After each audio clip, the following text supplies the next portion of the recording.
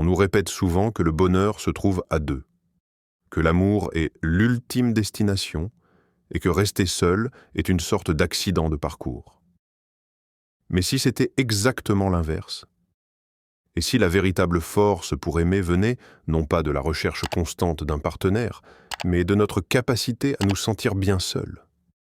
Dans un monde qui glorifie les couples, il faut presque du courage pour marcher seul, le regard droit, le cœur tranquille. La publicité nous inonde d'images idylliques, deux silhouettes main dans la main, au bord d'une plage dorée par le soleil couchant. Les restaurants organisent des menus pour deux, les hôtels affichent des chambres romantiques, et la société tout entière semble convaincue qu'être seul est une anomalie à corriger. Pourtant, c'est précisément dans cette solitude assumée que se cache un des plus grands secrets du bonheur amoureux.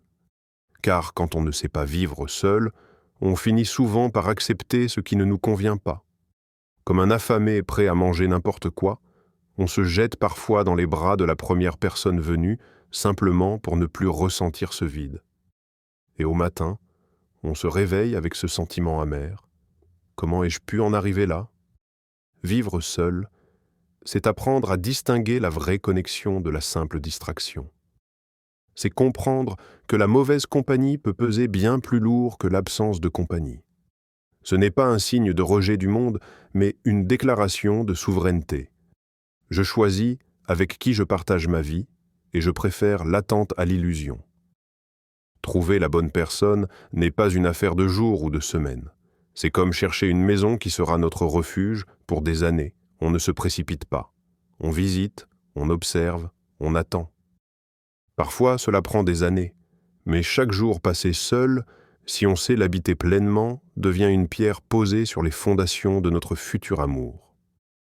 Et puis, il y a un autre trésor que la solitude offre, l'indépendance émotionnelle. Lorsque nous savons vivre pleinement par nous-mêmes, nous ne mettons pas tout notre poids sur les épaules de l'autre.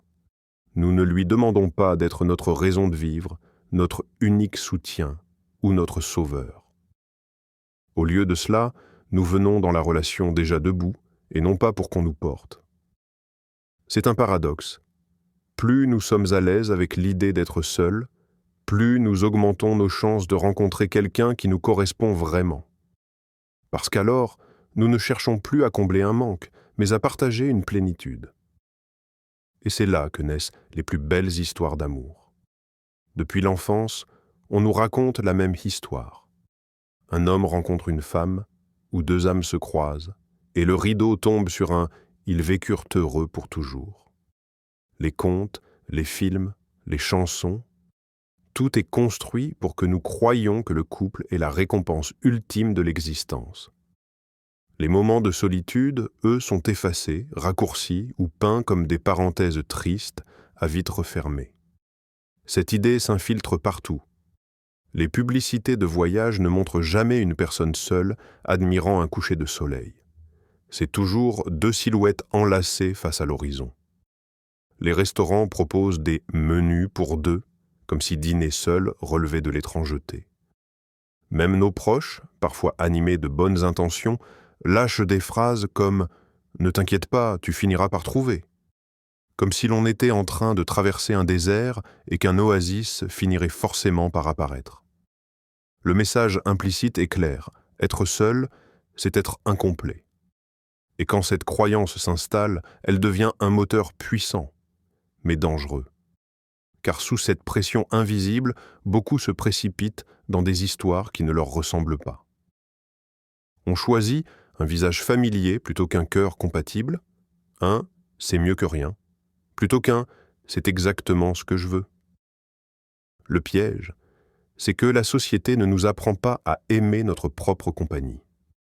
Au contraire, elle entretient une peur latente, celle de ne pas être normal si l'on reste seul trop longtemps. Et cette peur, aussi subtile soit-elle, influence des choix profondément intimes. C'est elle qui pousse certains à tolérer le médiocre, simplement pour cocher la case du couple, comme si cela validait leur existence. Mais le vrai danger n'est pas d'être seul. Le danger, c'est de ne jamais apprendre à l'être.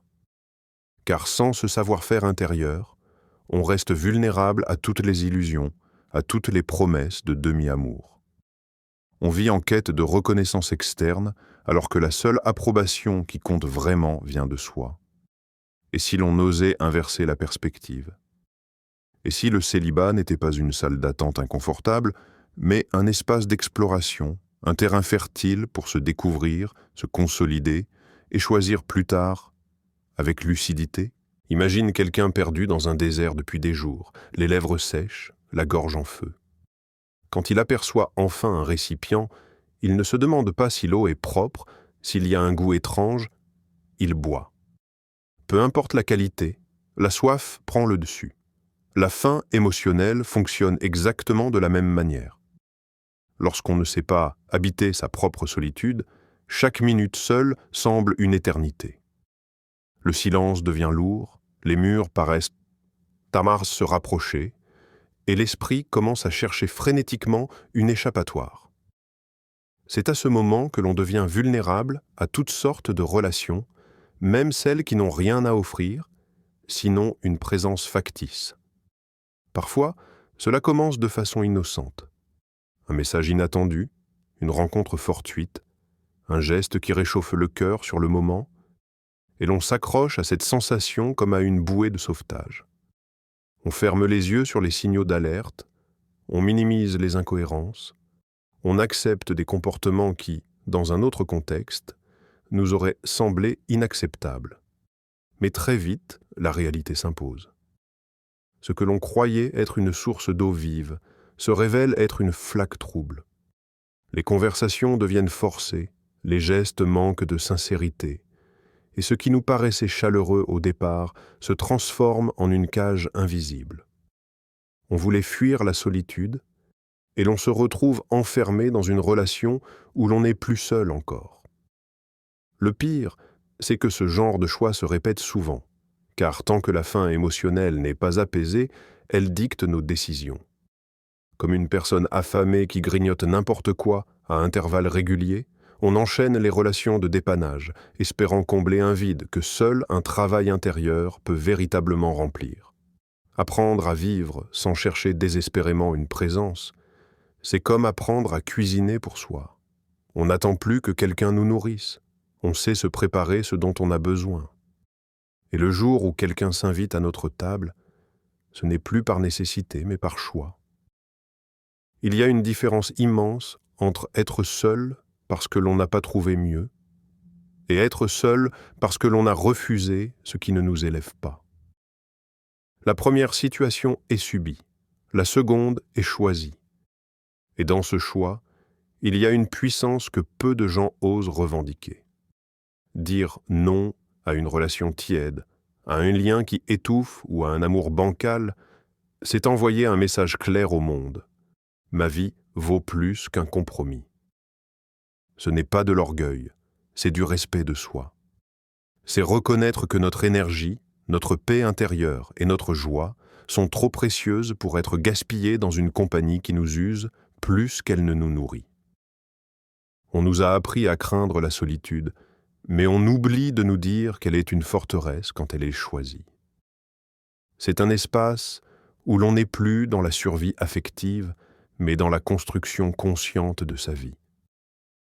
Ce temps seul devient un atelier secret. On y affine ses goûts, on y découvre ses forces, on y apprend à reconnaître ce que l'on veut vraiment et ce que l'on ne tolérera plus jamais. Trouver la bonne personne n'est pas un sprint. C'est une quête qui demande patience et discernement. C'est comme chercher un bijou rare. On ne le trouve pas en ramassant la première pierre venue sur le chemin. On observe, on attend, on garde les yeux ouverts et le cœur lucide. Et oui, cela peut prendre des années, mais chaque année passée à se construire est un investissement dans la qualité de l'amour futur. En réalité, cette solitude active nous protège. Elle empêche les unions hâtives, les accords par défaut, les attachements par peur. Elle transforme notre présence en un choix et non en une dépendance. Alors, ne sous-estime jamais la force d'une personne qui sait être seule, parce qu'elle n'est pas en manque, elle n'a pas besoin de supplier, de mendier ou d'accepter des miettes. Elle avance, debout, consciente que la véritable connexion viendra non pas pour combler un vide, mais pour enrichir une vie déjà pleine. Il y a quelque chose de profondément apaisant chez une personne qui sait vivre seule. On le voit dans sa façon de ne pas se précipiter, dans son regard qui observe avant de s'engager, dans son assurance tranquille quand elle prononce un non sans peur de ce qu'il implique. Elle ne cherche pas à remplir un vide, parce qu'il n'y en a pas. Quand une telle personne entre dans une relation, c'est par choix, pas par nécessité. Elle ne cherche pas une béquille émotionnelle, mais un compagnon de route. Et cela change tout. La relation n'est pas un contrat d'assistance mutuelle pour survivre aux dimanches pluvieux, mais un espace où deux êtres déjà complets s'enrichissent mutuellement. Cette indépendance intérieure supprime la peur constante de perdre l'autre. Parce que la vérité, c'est que la dépendance émotionnelle naît souvent de la peur du vide. Mais si ce vide a été apprivoisé, il cesse d'exister. On ne s'accroche plus par crainte, on reste par envie. Et cette nuance rend l'amour plus léger, plus libre, mais aussi plus profond. Les relations de ce type ne reposent pas sur le chantage affectif, ni sur la surveillance mutuelle, ni sur l'épuisant besoin de prouver sa valeur jour après jour. Elles reposent sur le respect. Je te choisis aujourd'hui, et si demain je te choisis encore, ce sera avec la même liberté. C'est pour cela que savoir être heureux seul est le meilleur indicateur de notre capacité à aimer pleinement. Parce que si nous sommes déjà comblés par notre propre vie, l'autre ne devient pas notre oxygène, mais un parfum qui en enrichit l'air, ce socle invisible, fait de confiance en soi, d'indépendance et de sérénité, protège la relation des tempêtes. Il permet d'accueillir l'autre tel qu'il est, sans chercher à le remodeler pour combler nos manques. Et il nous donne aussi la force de partir si un jour ce lien ne nous élève plus. En réalité, ce n'est pas l'amour qui nous complète. C'est nous qui, déjà complets, faisons de l'amour un espace où la liberté et l'engagement peuvent coexister. La société nous pousse à croire que l'amour commence à deux. Mais la vérité, c'est qu'il commence seul. Apprendre à vivre pleinement avec soi-même n'est pas un luxe, c'est une nécessité. Car chaque moment passé à cultiver notre paix intérieure, notre clarté et notre indépendance émotionnelle devient une protection contre les relations par défaut et une invitation à celles qui ont du sens. Être à l'aise dans sa solitude, ce n'est pas renoncer à l'amour, c'est s'y préparer. C'est poser les fondations solides sur lesquelles un lien sincère pourra s'épanouir. Alors, au lieu de voir le célibat comme un vide à combler, voyons-le comme un espace à remplir de nous-mêmes. Car c'est seulement lorsque nous n'avons plus peur d'être seuls que nous sommes vraiment prêts à aimer.